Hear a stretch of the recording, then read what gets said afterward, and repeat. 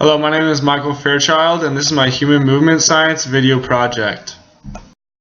There will be 5 exercises that we will be looking at today: the barbell deadlift, the dumbbell standing lunge, the single leg pistol squat, the pull-up, and the dumbbell bench. The barbell deadlift is a functional movement that is focused on proper range of motion at the knees and hips and exhibits stability in the core, shoulders, and arms. Setting up for this movement, you want your feet firmly planted in the ground about shoulders width apart. Your hands should be right outside of your knees, gripping the bar. Before you start, you should be in a good squat position, chest up and with a flat back, and your glutes and abs should be squeezed as well. You want to drive the bar upwards, very close to the shins until your legs are fully extended, and then let the bar down at a controlled pace. You should feel the glutes and quads driving this movement.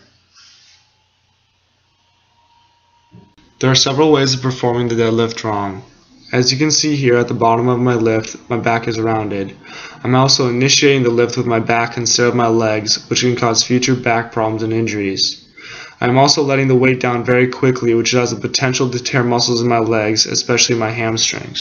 This is what it would be like to watch a beginner's first deadlift. As you can see, he's initiating the lift with his hips, jerking them upwards, and then lifting the weight the rest of the way with his arms and upper body. There's no coordination between his upper body and lower body. As you can see, he's also not maintaining his core stability and proper posture throughout the lift. Standing lunge is a compound movement that exhibits full range of motion in the hip, knee, and ankle and requires stability in the core, back, and arms. As you can see, I'm starting from a standing position and going into a lunge with my knee right over my ankle. I'm keeping the weight secure at my side to maintain stability.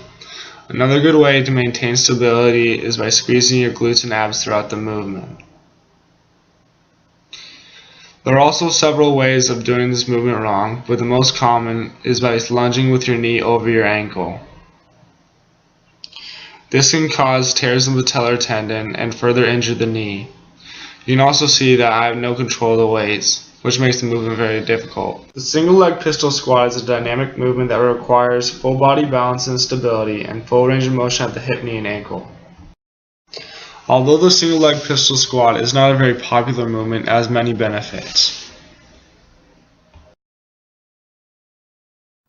To start this movement, you should be standing on one leg with your weight on your heel. When you go down, you want to go down smooth and under control, trusting the leg. At the very bottom of the movement, you're going to drive up with your quad and glute. To properly perform this movement, you need to be prepared. Without full range of motion in your hip, knee, and ankle and stability in these joints as well, there's no way you can perform this movement, and you're just asking for injury. There are several ways to improve single leg squat performance. One of the best is to wrap bands around the squat rack and use them as support as you're going down. The other best way is to stretch to improve range of motion. The pull-up is a compound upper body movement that exhibits full range of motion in the shoulder and elbow and stability in the core and forearms. One rep starts with the arms fully extended and the body still, and ends with the chin fully above the bar. Pull-ups are misperformed when people get tired, and they use their body to compensate for the soreness in their arms and back. The last exercise that we'll be looking at today is the dumbbell bench. The dumbbell bench is a compound movement that exhibits full range of motion in the shoulder and elbow and stability in the chest, forearms, and core. The first step of this lift is getting the weight safely to your chest. I often do this by kicking them back with my legs. Once they're to your chest, you're going to push them upwards until your arms are fully extended. The first rep starts when you drop them down a little bit past 90 degrees and then back up again.